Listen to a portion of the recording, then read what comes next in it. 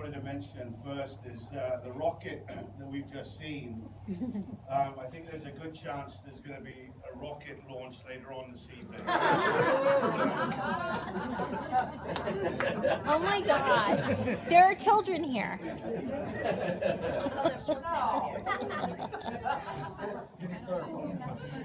For those of you that don't know me, my name's Tristan Williams, and I've been friends of this couple for a long time, and with Pete I've been even longer, which I'll get to in a minute. But I want to let everybody know that I get very emotional at weddings, so I hope I can pull this off without pulling out the Kleenex. So, and we're here today to celebrate the union of two wonderful people, George and Hermione. Oh, wait a minute, that's the wrong wedding. Sorry. Of course, I mean Pete and Sammy, which is a marriage made in heaven. They go together like peaches and cream, peanut butter and jelly, Sonny and Cher, Gilbert and Sullivan, Simon and Schuster, Rogers and Hammerstein, Siegfried and Roy. No, not Siegfried and Roy. Not Siegfried and Roy. But you know what I mean. It gives me great pleasure to say a few words on their behalf.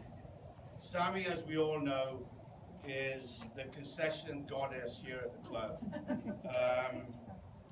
And I must say that over the years, she's given me a lot of concessions when the kissing booth was open. So I want to thank her for that. She is such a lovely person, and I want you to know how she and Pete both first met.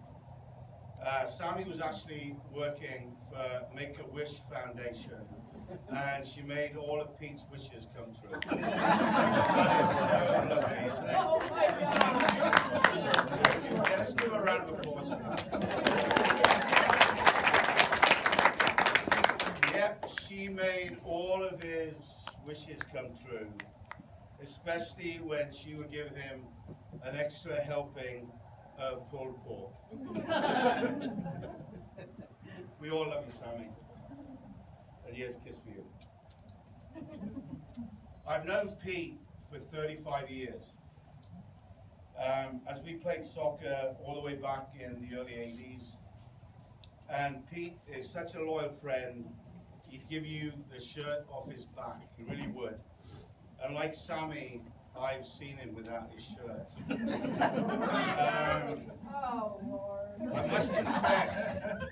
I must confess, Pete is the only man I've ever slept with. And I have to admit, it was on multiple occasions. But hang on a minute, it's not what you think. It's not what you think. Let me explain. Pete and I used to referee the tournament circuit. We go around everywhere, and then whenever we'd go, we'd always get a complimentary room. But sometimes we'd open up the room and there'd only be one bed in there. So naturally, we would have to, get undressed in the dark and everything. And I will say on one occasion, I'd forgotten that we'd gone in there and that it was two of us, and I'm asleep like this. And if you remember that movie, Trains, Planes and Automobiles, where the two guys are in there, when Steve Martin is in there with John Candy, and then he says, "Hey man, where's your other hand?" He says, "Between two pillows." Hey, what about the bears then, hey? So there was one night, right? There was one night, me and I were together, and I actually was sleeping like this, I was all curled up in a fetal position, and my hand went over like this. I thought, oh my God, there's a hairy hand right there. And I realized it was Pete. But I'll tell you something about Pete, okay? All of this stuff is true, by the way. I'm not making any of this stuff. It's all true, and he will tell you. He will tell you that, you know, if especially if you go in the men's toilets, he'll tell you. All of this is true. But one time we were refereeing in Orlando, and we were staying at the Embassy Suites, and it was a 3-day tournament, and the Saturday, Sunday, Monday, the Saturday night we were so exhausted. And Pete is someone that would do anything for you, and I want you to know that that particular night when we got back to the room, I took my boots off, right? I took my boots off, I took my shirt off, I took my shorts off, and I sat on the bed, okay? And I couldn't take my socks off. I couldn't take my socks off.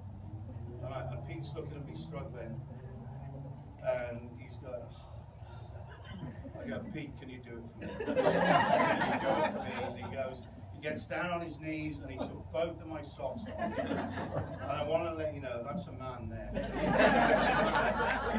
How many of us in this room know another man that would take off a pair of his socks? I only know of one. Like, do anything for you. There actually was an even funnier story when there were 4 of us. We were refereeing in Ormond Beach, and we'd gone up, Pete and I had gone up with my 2 children, and my son Trevor was about 15 at the time, and my daughter was 13, and then the plan was, when we checked into the hotel, my 2 kids were going to be in the one room, and then Pete and I were going to be in the other. And then when we opened up the rooms, right, the doors to the room, we look in, and we notice there's only one bed. There's only one bed in each of them, you know. But my kids are going to be all right.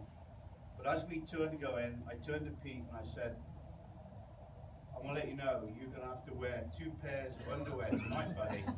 And then my son chips in, he goes, Pete, that's because my dad won't be wearing any.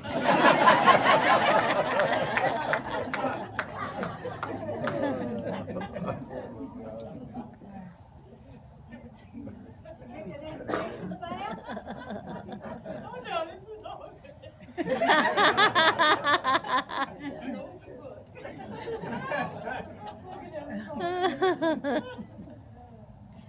Yeah, it's like we're all here to celebrate this union, which I think is so special.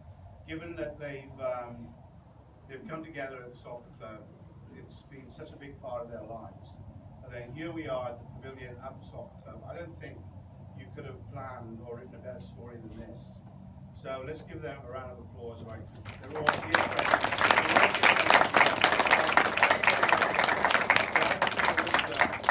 Happiness.